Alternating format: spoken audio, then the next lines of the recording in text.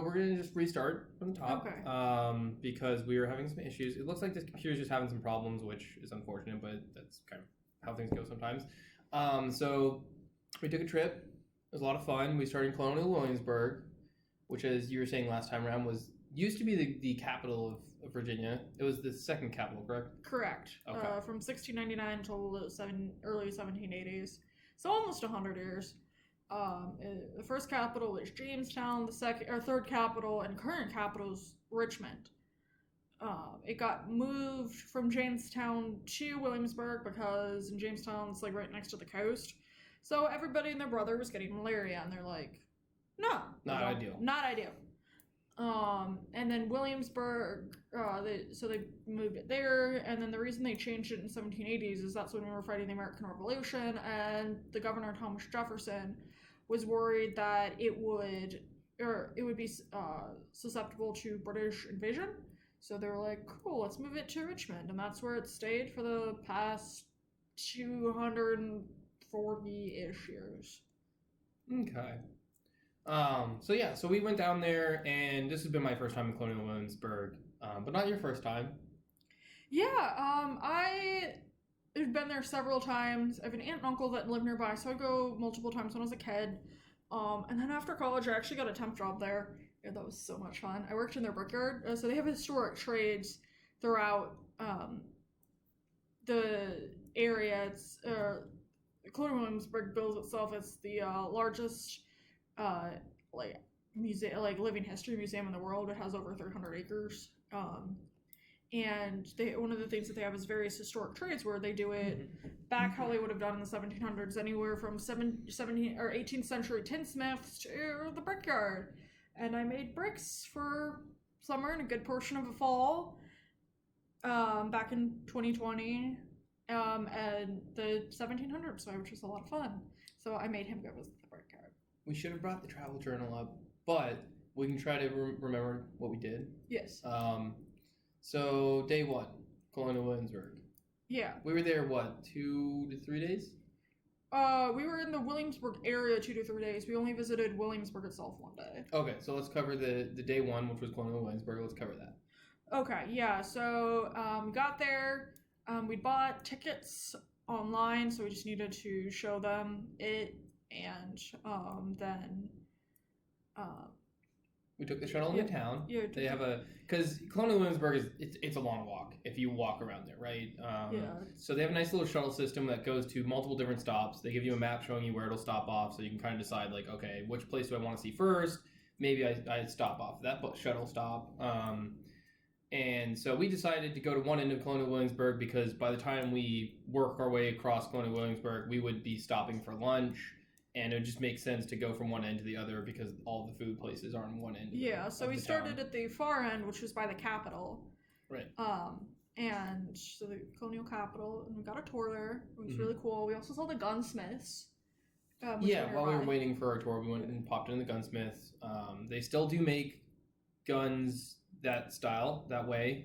There's special orders specifically. So they don't just sell them like normally, obviously, and these are rather expensive. They take a good amount of time to make them. They're custom made, so each one's different. But it was really cool to see how they did it and kind of talk with them about that. And then we went in and saw the Capitol building itself, which was cool. Yeah. So. And we got a tour of that, and we went into multiple different rooms. Was there any specific thing in that building you want to talk about? So there was this one area where the governor would have, he'd like preside over trials, and it was like jury and stuff. And one of the most famous case that was tried there was Blackbeard's crew. Blackbeard himself was not there because he died in when the colonists were trying to capture him. I believe it was a combination of stab wounds and a gunshot. So it was his men. Most of them got convicted. One, except everybody but two. One was proved not to be a pirate, but just happened to be on the ship. He went to a party and got very drunk, and then ended up on their ship. Yeah. And kind of passed out there. And then woke up in the middle of the fight, and he's like, "I'm not actually a pirate. I'm just A drunk who And happened to show up. The reason he was able to get off is because he had several people that knew him at said party and were like, oh yeah, that dude, like, he's just partying hard. Like, he's not actually a pirate, he's just an idiot. Yeah, and the other one turned on the pirates, and he did not get on. Like, yeah, he gave enough information that they were like, all right, we'll give you a plea deal, so to speak. Yeah, and Blackbeard himself, well, once they brought his body back to Norfolk, which is on the Virginia coast, they chopped his head off and put it on a pike.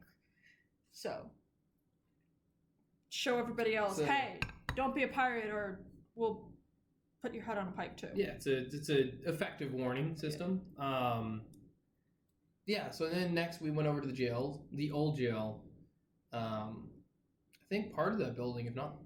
Part of it was original, not all of it. That was really cool to see. Like, their cells were pretty horrible, which, I mean, you know, it's a prison, you don't really expect great cells, but, like, these, by my assumption standards, these are pretty horrible. Yeah. They're very cramped, very small, not very much room to, like, sit around or anything. They did mention the interesting thing was, like, the shackles that they would use had to have, like, a blacksmith remove them. Yeah. Which was interesting. Yeah. And then next we went to the brickyard. Oh, how about you take that part there, because you used to work there. So it was great, by the way. It was great to meet all those guys. They were very friendly, so we went very knowledgeable. Yeah, we went to the brickyard where they made... I used to work there, so it was good to see my former coworkers. And they make bricks the 1700s way. So that is, you get clay, mix it with some water, put it in a wooden mold to shape it whatever shape you want. And then at the end of the season, so it's like, the season runs from like end of March, beginning of April to like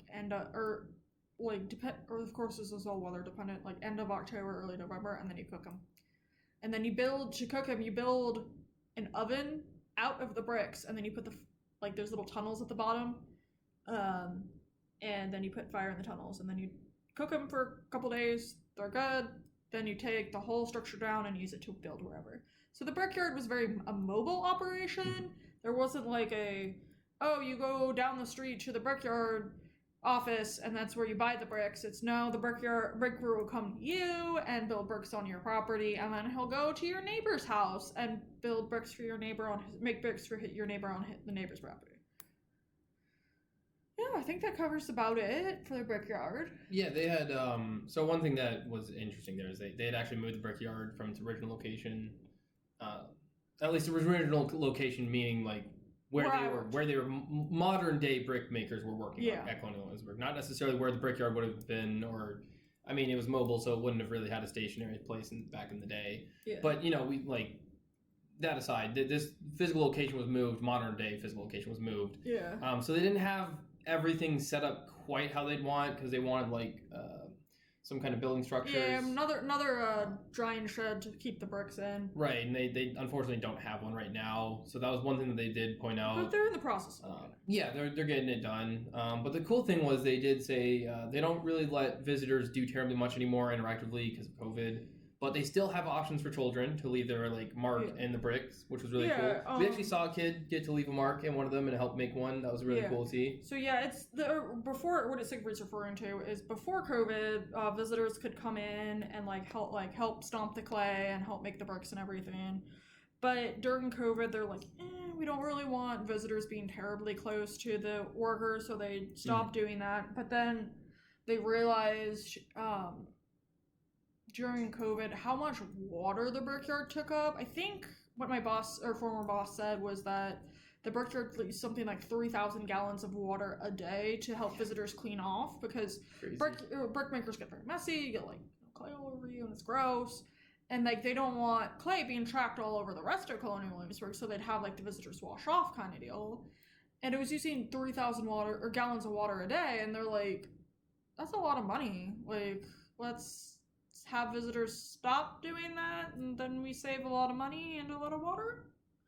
So yeah, it's partly COVID, partly we don't want to be spending money on 3,000 gallons of water a day. Fair. Yeah. So at that point we started wandering around Colonial Williamsburg a bit more.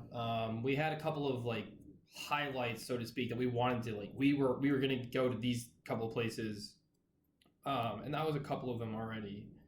And then there are just open exhibits, like different buildings that are open with historic interpreters in them.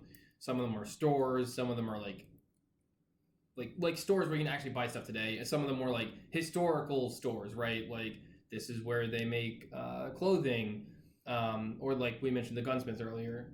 So the plan was basically to walk to each of our highlight sections, and in that process, like, hey, there's an open door. Let's go in there and see what's in that building, kind of deal. So we went to a lot of different places en route from stop to stop. Where do you want to start next? I think the next one we went to is the blacksmith. Or no, before that we saw somebody who was portraying a guy named James Innes, who was he was like a politician and a speaker at the time, during the 1700 or Revolutionary War. Mm-hmm. He was about the same age as Thomas Jefferson, a couple years younger, and he said they knew each other when they went to William and Mary together. Mm-hmm. Although he was a few years. His James Innes's first year was Thomas Jefferson's last year, so a couple years younger. So it was good talking to him. It was very funny just talking to him, and because he was thinking this was like the early days of the Revolution, and or at least that's how the time period he was portraying it to be. Apparently the Revolution had just started, so that was super cool to hear him talk like that. And then we went to the blacksmiths. Mm-hmm. And that was fun. We got to see them making, I believe it was nails.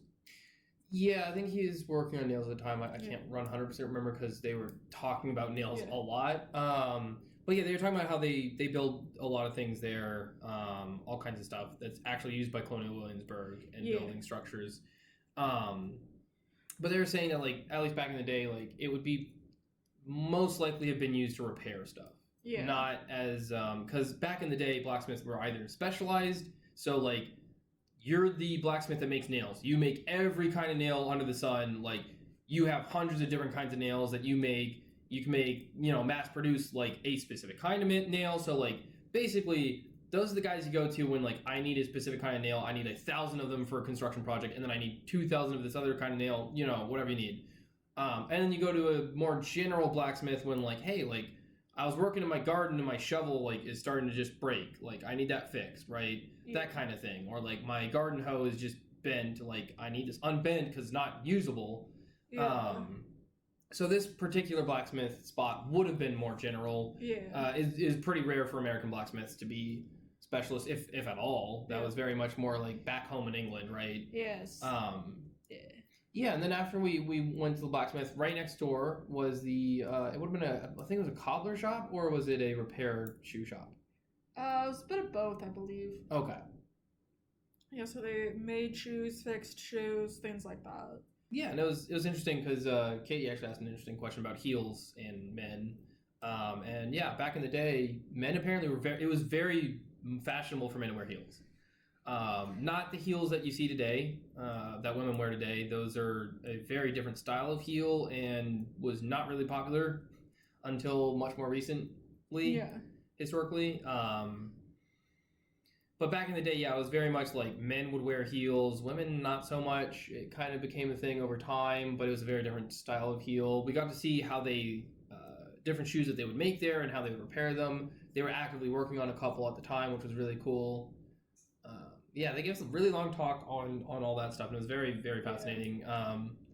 Trouble is, it's hard to remember everything that we were told, and when we talk about these kinds of things, I think it's more interesting when we talk about our trips to kind of give the highlight version versus hey, let's give you the lecture that we got, because I'm not saying the lecture is bad. The lecture was fascinating if you're really interested in it, but I could not do it justice compared to the person that's the historic interpreter that knows it much better than I do, right? And if you have questions, I don't know the answers to a lot of these questions, but they're very willing to like help us out and like answer any questions we had, which is fantastic. So yeah, where do we head next? The tailors?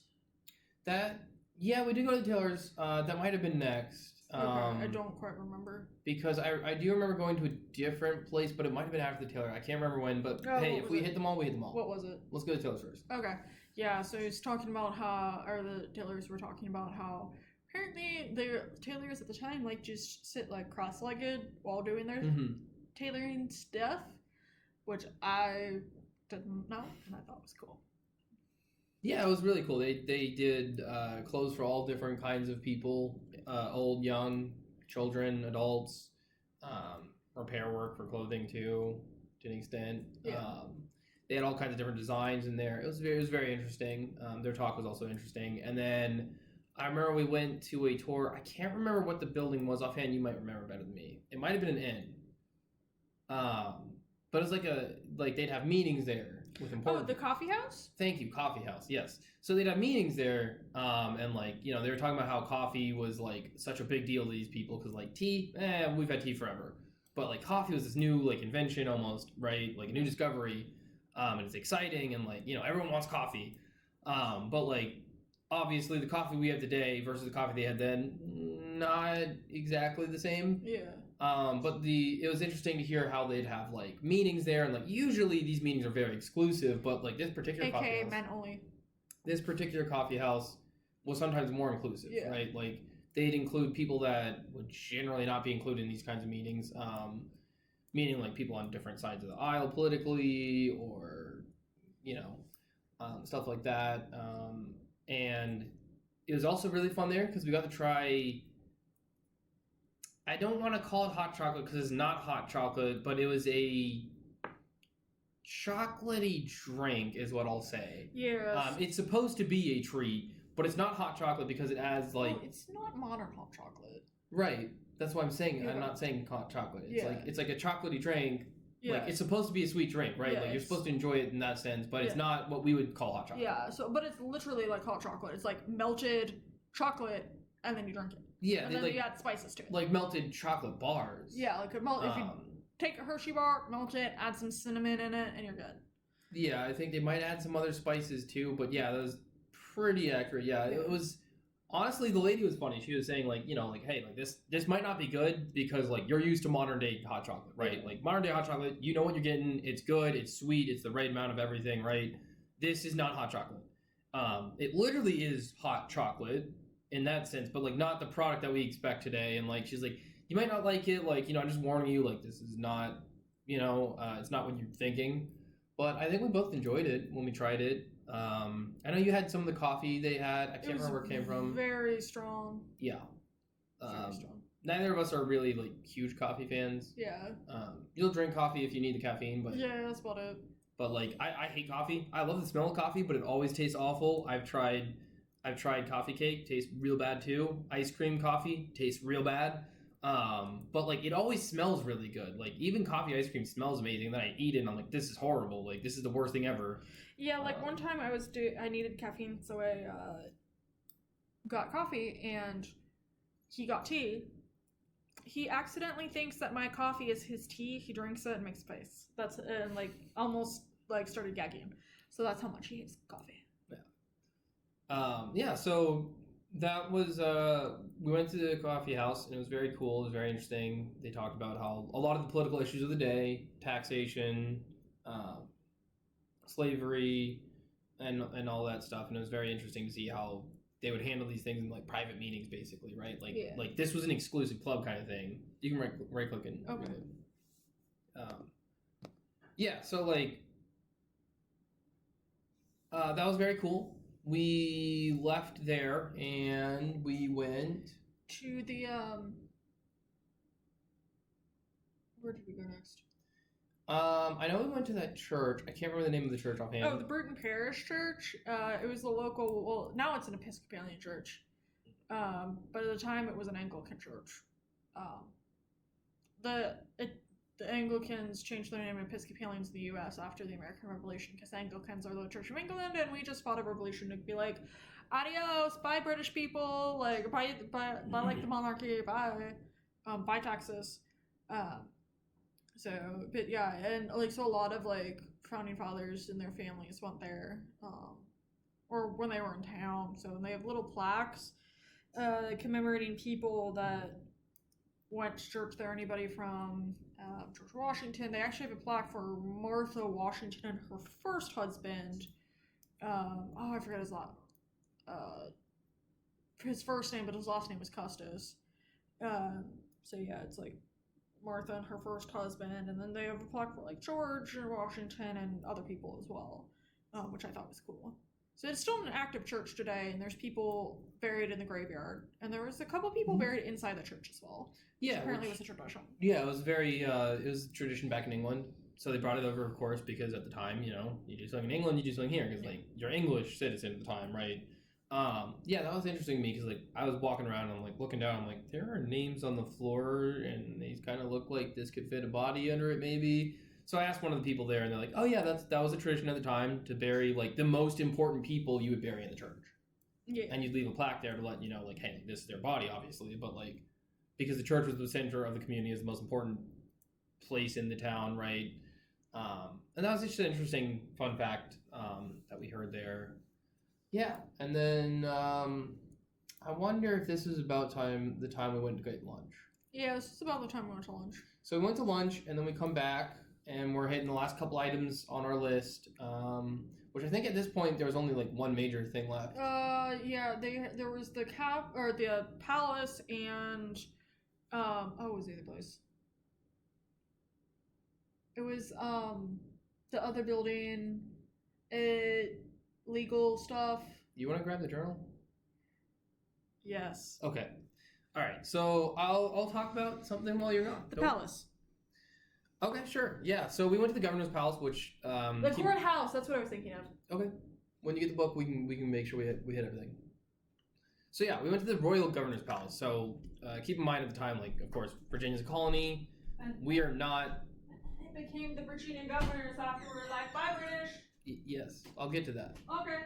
So this used to be the royal governor's palace, which of course translates to the British Crown wants to put their guy in as governor, right? So like someone important from England comes over and becomes governor of Virginia at the time.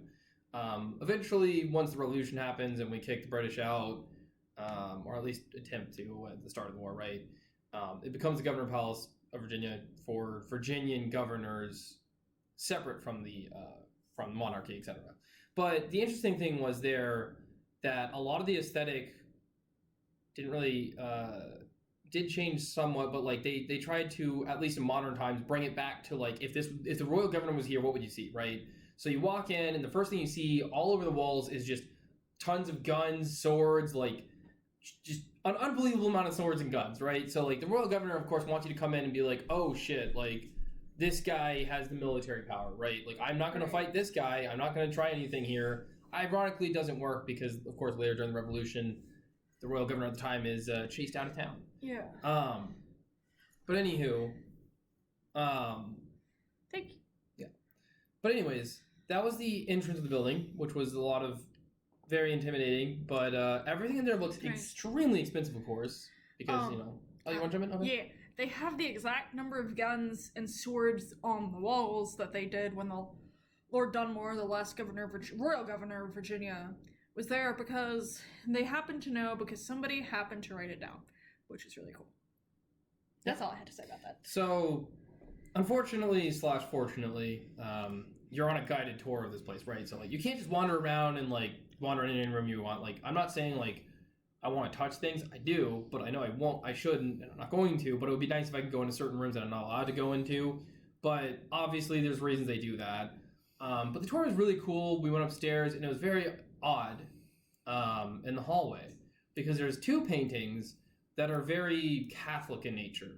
One of them was Saint Francis of Assisi, and then the other one was Madonna and a baby, which looks kind of like Mother Mary and baby Jesus. And the reason I say this is odd is because, of course, the royal governor is not a Catholic. He's Anglican. And Catholicism is not legal in Virginia. They would actually go around and to suspected Catholics and force them to denounce their faith by asking very specific questions that would force you to denounce your Catholic faith, like against penalty of... I don't remember what the penalties were. Probably either fines or maybe even jail time, but like the point is it's illegal, right? You cannot be a Catholic here in Virginia at the time. So this is very strange. So we asked the interpreter about this. Like, hey, like, what's this? I saw those, like, that's kind of weird. And he's like, yeah, it is weird, but we do know that the royal governor at the time owned these. There's literally like a I don't want to say manifest, but maybe that's the term. Yeah, it's like if they take like probate like inventories. An inventory. Inventories, and in his inventory, he's just said I have 2 Catholic paintings. We don't know what exactly were the 2 Catholic paintings, but you know, like Mary and a picture of Mary and Jesus and Francis of Assisi are like super Catholic images. Right. So like, why not those 2? But yeah, there was no explanation as to why a Protestant royal governor would have Catholic imagery in his house, and his royal palace, I should say, more importantly, like, because this is the place of power of the King of England, in a sense, right? Through his surrogate, the royal governor, like, that's bizarre, but we don't have any written reason why. We just know that they have them. Yeah. Which is unfortunate, because that would be fascinating to know. And he also talked about, another interesting fact about this guy, is that he was not very much of a people person. He was very bad at that, actually. Yeah. So his wife came over, and she would be the one to, like, be the social face and smooth things over with people, and kind of, when he's going off the wall, you know, she'll be there to fix that and make sure that he doesn't make a complete mess of things or a fool of himself, you know. Yeah, and that was interesting. We got to see their rooms and how they had a baby at the time. But the sad thing was they would keep their children on a separate floor altogether, where like they were kept to by slaves and or servants, or both. Right, or both, right? And I'm saying that separately because some of these servants are paid servants versus actual slaves, right? Yeah. I'm not trying to like say it's the same thing. It's not. That's why I'm saying both. But yeah, like they wouldn't even raise their own children, right? Like as a baby, you're not being raised by your mom. You're being raised by the slaves / servants in the household. Yeah. Like that's wild to me, but that's what it was at the time. So when they want to see the baby, you know, hey, bring the baby down. We got this fancy little crib for the baby to go in. And as soon as the baby starts crying, get that baby out, bring it to the next floor, like 3rd floor or whatever floor it was. I think it was the 3rd floor. Yeah, it was the 3rd floor. And like you tend to it, not me. You know, like we're done. We got to see the baby. It was nice to see, but it's starting to cry. Don't want it around anymore, which is pretty sad. But that's what it was at the time. So yeah, that was the Royal Governor's Palace. It was really cool. We got to go in the ballroom. We learned a little bit of dancing, which was kind of fun. Yeah, the tour guide said he was super into dancing. Yeah, I was very bad at it. Katie was much better than I was. Tour guide was really good at it. I mean, man, that guy knows how to dance. A lot. Yeah, he knows how to dance. That guy, great job. That was awesome. I was impressed. I was very impressed. That was awesome. That guy spent a lot of time after the tour giving us answers to our questions. Yeah, he was great. He was fantastic. Yeah, so after that, that was actually at the end of the trip. There was at least one more site we saw. You said it was the courthouse. Yeah, we saw the courthouse. Okay. We missed several spots. So let's go with the courthouse and then we'll work our way backwards. Yeah, so we went through the courthouse, and that's where like I know we mentioned earlier like some trials would happen in the Capitol, but like lesser offenses like in the Capitol building. Yeah, and the lesser offenses were tried at the courthouse. Okay. So yeah, that was interesting. We got to see that, and the guy there was giving interesting talks, and he said that the phrase like passing the bar came from where at the time you would literally like there was a literal bar separating the people that were like lawyers and stuff from like everybody else. So I thought that was interesting. Yeah, that was. And it was nice. The courthouse was nice because it was kind of like you come in, you sit down, listen to what you want to listen to, and you can leave whenever you're ready. Yeah. It wasn't like most of these places. There are very few places in Colonial Williamsburg where it's like you're going to be on this tour for the next 20 minutes, right? Yeah. Or however long, 30 minutes, 15 minutes. Yeah. Most of it's like walk in, ask whatever you want, look at whatever you want, walk out whenever you want. Yeah, I think it's just the coffee house, the Capitol building, Governor's Palace, and then they have various like talks throughout the day. We didn't go to them. There was like ones you could what they called like nation builders. Somebody like George Washington or the Marquis de Lafayette, Martha Washington, George Mason, people like that. They'll give talks in an outdoor like auditorium. Right. But even that's something you could attend and technically walk out of whenever you want. You can't walk in at any point. You can't like you have to like sit there until the end. Okay. We didn't go when we were on this trip, the two of us, but Like I've mentioned, I've been multiple times before, and some of the multiple times before I did go. I went to one by the Marquis de Lafayette and one by George Mason. This would have been like somewhere like 2020 when I worked at the Brickyard. And like you had to stay there the entire time. So, Okay. so yeah. But yeah, you're right that you can't walk in at any time either. Yeah, you have to walk in before Yeah. it starts. Yeah. I don't remember who was supposed to be the day they were there. They were giving. They were confused because one of them was the guy that was at the entrance was saying it was Martha Washington, and then the sign said it was Marquis de Lafayette. So Yeah. I don't know who was actually giving the talk because, like Katie said, we didn't go to it because we had several highlights that we wanted to hit, and then we were going to other places as they came up, and we were just kind of worried time wise, Yeah. So some of the other places that we went to, were you done? Yeah. Okay. The Foundry, which they make stuff like cannons and big stuff like that. So it was cool. He said that the bowls that they use for like the hot like metal can only be used a certain amount of time before they start to crack. And do you really want it cracking on you and then getting all the hot stuff everywhere? Potentially burn yourself. Right. Or most definitely burn yourself if you get it on you. So, which I was like, oh, I didn't even think about that. Yeah, and then I remember we went. I can't remember what it's called offhand, but they did bindings for books. Yeah, bookbinders. Bookbinders. Okay, well that was easy. They were interesting. They talked about that a lot, and they had like an interactive display that you could work with. One of the few interactive displays because most of them have been canned because of COVID restrictions. But this one was cool. You get to make some colorful bindings for books and whatnot. And their talk was interesting as well, I thought. Yeah. So yeah, that was cool. And we also went to the wig makers. Yes, the wig makers were really cool, I thought, actually. Yeah. And the reason I'm saying that is because is it okay if I go? Yeah. Okay. They were talking about how it wasn't just men or women getting wigs in the sense that like an aristocrat or like a wealthy man, right? And occasionally slaves that were allowed, and this is going to sound horrible, but allowed by their owner to make secondary income, any kind of income, right? Would occasionally buy their own wigs. And then sometimes they'd even resell them to someone else, a free man, like a white man, right? And it was interesting that became like a market in and of itself, which was fascinating to me because I'm like, okay, like I didn't realize that slaves had wigs.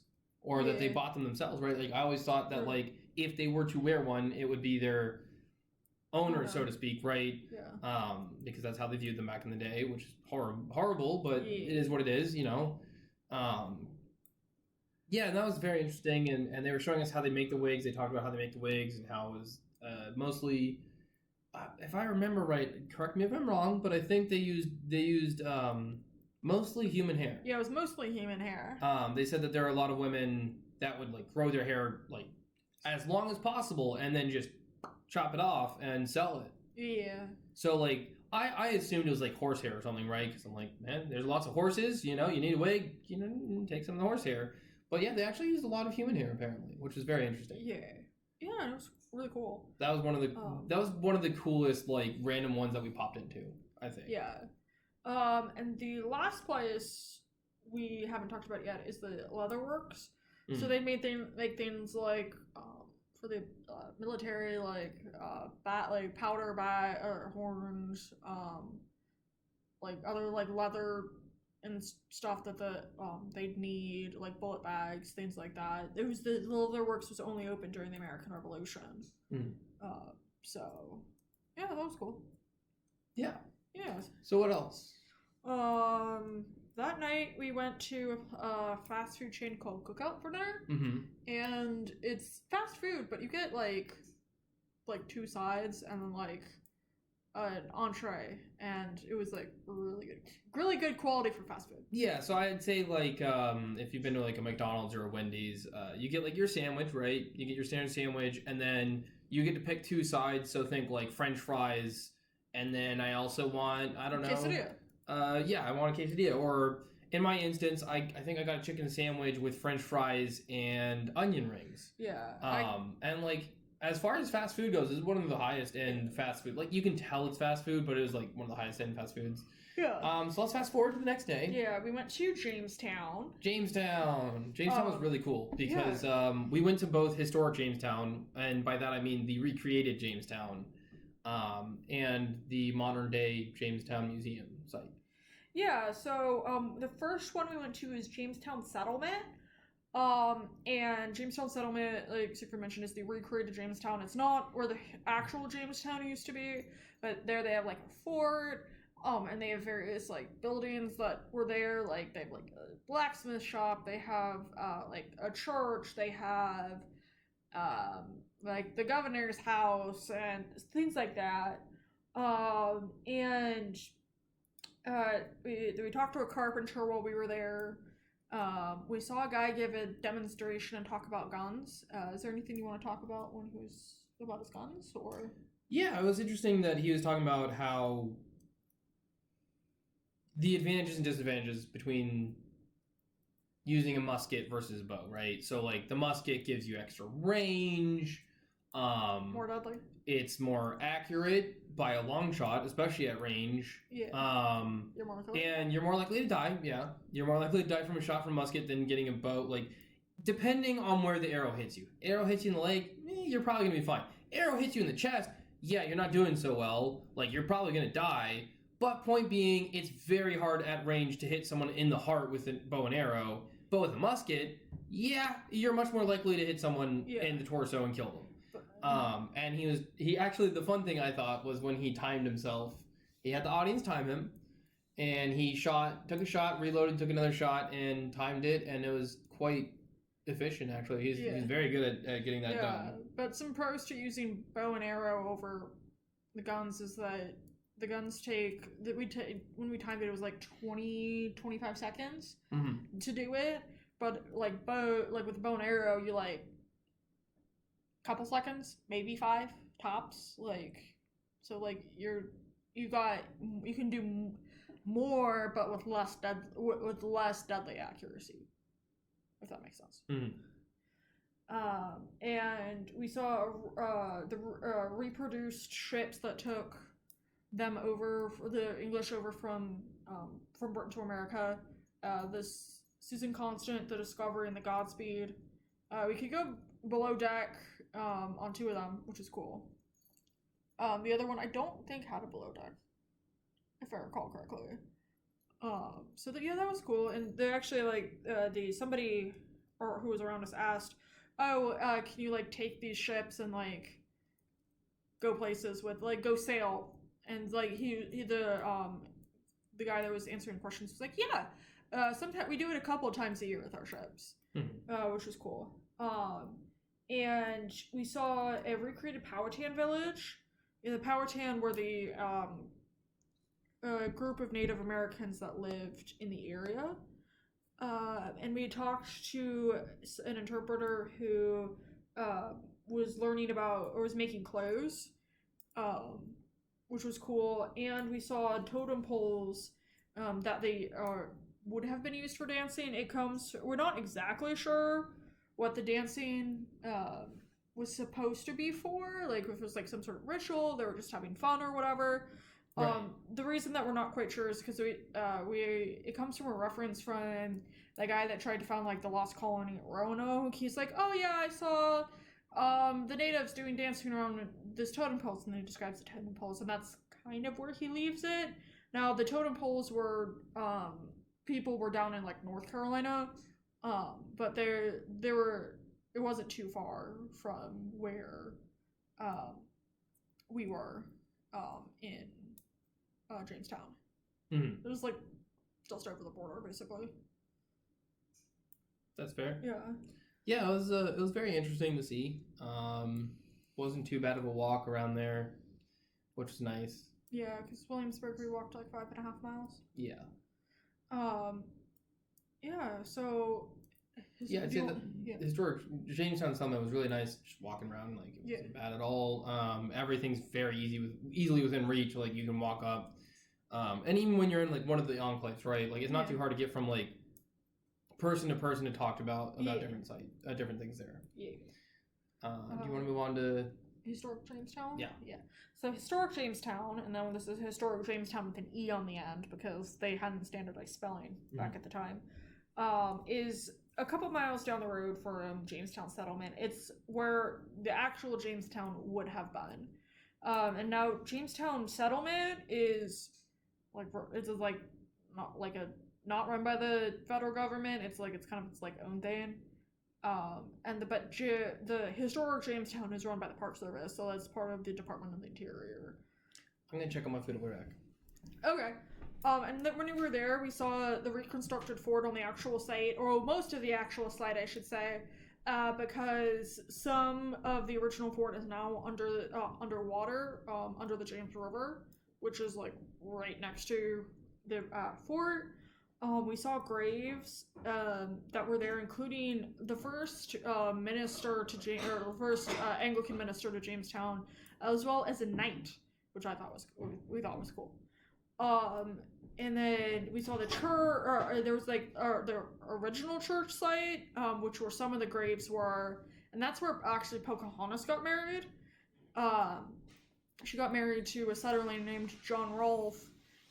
In the original church site, and that would have been early 1600s. After being kidnapped, yes. Pocahontas, very sad story. She gets kidnapped and there was a lot of problems between her people, the Powhatan, and the Englishmen. And then the first legislature met at the church in 1619, and then there was a second church that was there, and that's where the first legislature met in 1619. And actually, they called it the House of Burgesses because it was that's just what the title was. And then once we became separate from Britain, they changed the name to the Virginia House of Delegates, which today is the lower body in the Virginia State Legislature. The upper body is the Virginia State House. And the Virginia House of Delegates is the longest still-serving legislative body in the New World, which is cool. It's been around for 423 years now. No, 403 years. 403 years. Okay. I'm gonna cut in here. Mm-hmm. Is it okay if we hit maybe one more site before we call it for now, and we catch up on the second half another time?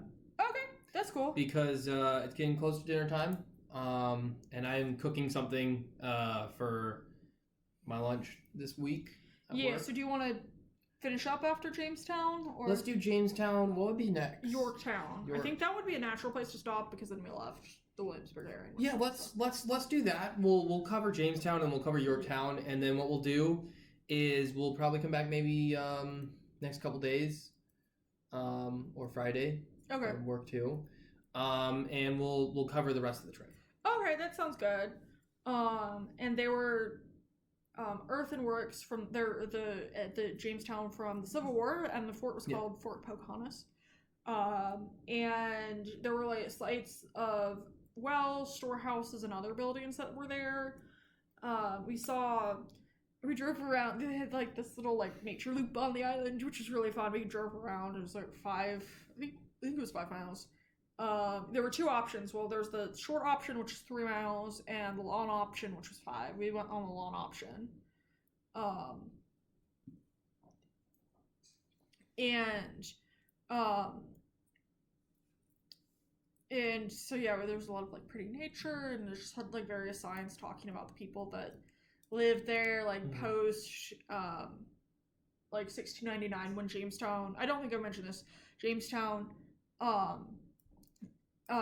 it was the first capital, and then it got switched to Williamsburg in 1699 because everyone and the brother was getting malaria, and they're no, we don't want that. Yeah, so they moved it. Oh, that's right, I had. My bad. But that's a good thing to reiterate. Yeah. The island loop is really beautiful. Yeah. After 1699, Jamestown didn't really get used as much, and a lot of the island was Right. between two families. So Right. they were just talking about the two families. Yeah. And the last place we were there when we were at Jamestown was we saw the foundations of the original glass house that were there. So they'd like blow glass and make really cool things. And then we went to the reconstructed glass house, and they had people there that were making glass, like dressed up as like they're from the 1600s, and they were making glass. And you could buy things like vases, cups, ornaments, things like that. They were making a couple different type of vases when we were there, which was cool. So, and then the glass goes from like being like red hot to whatever color it was supposed to be, and whatever color it is depends on what minerals you put in there. Like, I know if you put like cobalt in it in the glass, it turns it into like a really pretty blue. So like things like that. Yeah. Anything else you want to add? No, I thought it was a very fun time in Jamestown. Once again, like, I don't think we went to a single site where I felt like the staff didn't answer all our questions or all the information that was available to you as a tourist is phenomenal. Gave us a lot of information. It was really beautiful, really well done. It was a lot of fun to go on. That was where we went on the boats. Yeah, we saw. That was a lot of fun. I love boats, so it was very fun to go on there, even though we were only on boats briefly. It was cool because all the boats are still seaworthy. A couple of them go to different sites to do different demonstrations. They're not the original like 1600s boats, but they're replicas of the original boats. But yeah, okay. Let's move on to Yorktown. This will be the last thing we talk about today. We'll have to cover the rest of the trip another day because we got to run for dinner. Yeah. But yeah, let's go on to. Siegfried is doing a good job of making us dinner, so it smells good. Yorktown. Right. We went to two places at Yorktown. We went to the American Revolution Museum at Yorktown, which just talks about like the area in like the 1700s, right around like the American Revolution. They had various artifacts from the 1700s. They had a reconstructed like local farm and in like a military encampment. They also had a musket demonstration, which was cool. There were paintings of various people, including the cousins John and Sam Adams, Ben Franklin, King George, people like that, and statues of George Washington, Patrick Henry, and Thomas Jefferson, which was cool. There was the musket demo, and that was really cool. We ate lunch there.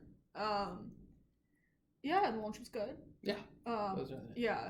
And we went to Yorktown Battlefield as well. Or before I move on to Yorktown Battlefield, do you want to say anything about the American Revolution Museum at Yorktown? It was awesome. Okay. They had really good, like I said, they have really good information there. It was really well organized. Yeah. I thought it was really cool seeing the what am I trying to say here? They had like a display where you go and like it shows like over time some of the stuff that happened in the battle. Yeah, which was cool. Which was really nice. I mean, it makes sense. Like, of course I would be there, but like just the way they had set it up was really, really nice. Yeah. And I don't know if we mentioned this yet, but I had been to all these sites that we've talked about so far. So Williamsburg, Jamestown, Yorktown before. He had not. I'm gonna go run and check on food. Okay. But keep going. Yeah, Siegfried had not, so that was pretty cool. To be back and show him around some of my favorite places. And we went to Yorktown Battlefield. We saw the British in their defense line. The Grand French Battery with the French were like super important at this battle. This is one of the places where the Marquis de Lafayette was. And their navy. Basically won that battle. Yeah, by British reinforcements. Yeah, the British Navy were super. I don't know if you guys can hear from Siegfried from all that way over, but Siegfried was saying that the British Navy like saved us. French Navy saved us by turning the British Navy that was bringing like reinforcements for the British at Yorktown.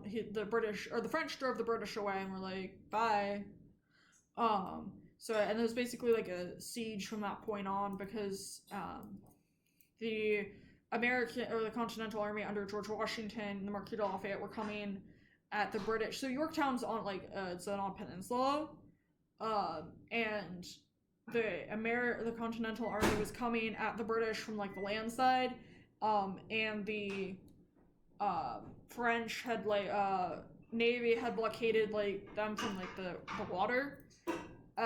So it was pretty much over for them once they realized that the British Navy couldn't get through the French blockade. Yeah.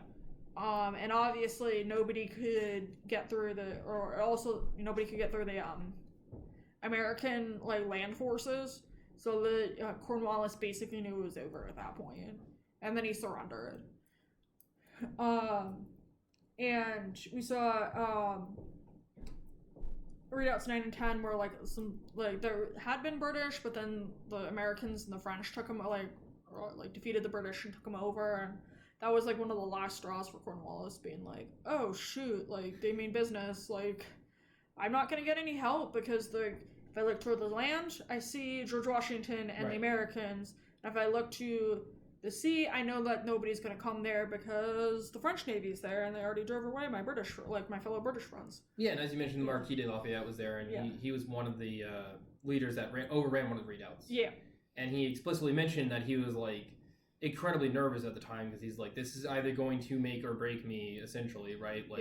If my troops fail here, I have no idea what future I have career-wise, militarily, because that's a huge embarrassment. But they were ultimately successful, and he was incredibly proud of his troops. Yeah. And then he went to go on to help with the French Revolution. Right. And I believe the one that the leader of the other captured redoubt was Alexander Hamilton. Oh, really? I didn't realize he was in the military. That's a fun fact we should talk about off screen. Alexander Hamilton, he was part of George Washington's close group of people.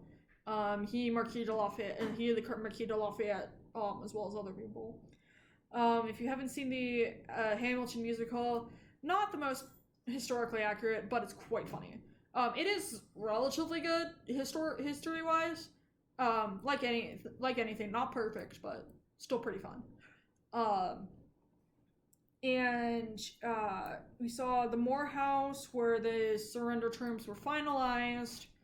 And we saw Surrender Field where the British, British regular troops gave up their weapons and stuff. And another thing that we saw when we were there was the Yorktown National Cemetery, which was a Civil War cemetery, and there's a lot of unknown burials there. There were several battles in the on that particular peninsula, or there were a couple during the American Civil War, which was about 180 years later, after the American Revolution. Is there anything else you want to add to that, hon? Okay. Did you talk about the tape that we had? Sorry. Oh, no. If you ever go to Yorktown National Battlefield, or Yorktown Battlefield, what we did, and we thought it was really cool, is that there's a CD that you can buy and play in your car at there's various, it's a driving tour because the battlefield's too big to walk unless you want to be walking a ridiculous amount, several 5+ miles. It's a lot easier to drive, plus there's not really any good sidewalks, so don't want to get hit by a car either. So what you can do is you can buy this CD from the visitor center, and you can play it in your car. And then there's an American officer and a British officer, and they just go back and forth talking about things from their perspectives, and sometimes they banter, make fun of each other, which was cool. So and they're two actual officers that were there. Yeah, it was cool. And last but not least, we went to this really good One last thing about this. One last thing. It does give you driving instructions too, which is very helpful. Yes, and it does give you driving instructions, which is really nice, so you don't get lost. There are signs around to help you, but the disc does bring up. Yeah, there are signs, and the CD gives you directions, which is cool. Yeah, and when my family first went there, it was on like a tape instead of a CD, which was a cassette tape. And the last but not least are we went to Maria Benita's on York Street, which is this really good Mexican restaurant that was there. It was my favorite place to eat when I worked at Colonial Williamsburg. And my coworkers and I would go there every Tuesday for Taco Tuesday. I would get tacos and refried beans and a lemonade. My coworkers would change their orders up, but I would always get 2 or 3 tacos with refried beans and a lemonade. So much so that they just kind of looked at, by the time my temp job there was over, the wait staff were like, do you want 2 or 3 tacos? So, yeah, Siegfried, what did you get? I don't remember. I had 2 different things. So the first time we went there, I got a burrito of some variety. Probably chicken, maybe. No, it was probably beef, actually. I usually get beef when I go out. Yeah. Just because it's generally better than chicken in some places. But I love chicken, so it could have been chicken. But I'm pretty sure it was beef the first time. And then the second time we went, I can't remember, Horacha or something? Yeah, like Horacha, something like that. Yeah, it's kind of like having the tortilla on the bottom, but like almost like the way it's cooked, it's almost like a cracker. It's absolutely delicious. They put all kinds of stuff on it, like meats, vegetables, all kinds of stuff, you know, which is really cool. And yeah, so that was delicious both times. I'm very glad we went. Yeah. It was a great way to cap off that part of the trip. Yeah, that's all I have. I think you covered everything else. I'm glad we grabbed the journal. Next time we do this, we'll have to have the journal with us. Yeah, we'll do the second half of this another day because we've got to catch dinner. Yeah, don't want the food to burn. Working on cooking that up. We were hoping to have time to cover everything, but I think this is actually going a little longer than I anticipated, which is perfectly fine. This is awesome. We just like talking about this today. So. But yeah, we'll come back and we'll wrap up the other half of this, which is the president's houses, including President Woodrow Wilson. Yeah, but we're his birthplace. Specifically, correct, his birthplace. Sorry, but like particularly when I say president's houses, I mean like Monticello, Highland, and Montpelier. Thank you. I went to Woodrow Wilson's birthplace as well, in addition to the Frontier Culture Museum, which one of my coworkers at Colonial the only reason I knew about it is the Frontier Culture Museum is because one of my coworkers at Colonial Williamsburg used to work at the Frontier Culture Museum. So, it was because of him that I knew that existed. So, we went there because we had some extra time, and I was like, "Hey, Hunter's the coworker of Colonial Williamsburg. Hunter talked about it, and we have extra time. Stanton's like a half an hour from Charlottesville. Like, let's go." Yeah, so we'll be back later this week. I don't have a solid date and time yet, but I was thinking we're going to try to do this probably about once a week on Fridays or something like that. Won't always be about history trips, but the next one will be. So yeah, we'll see how that goes. But thank you for watching. I hope you have a wonderful day. All right. Have a good day.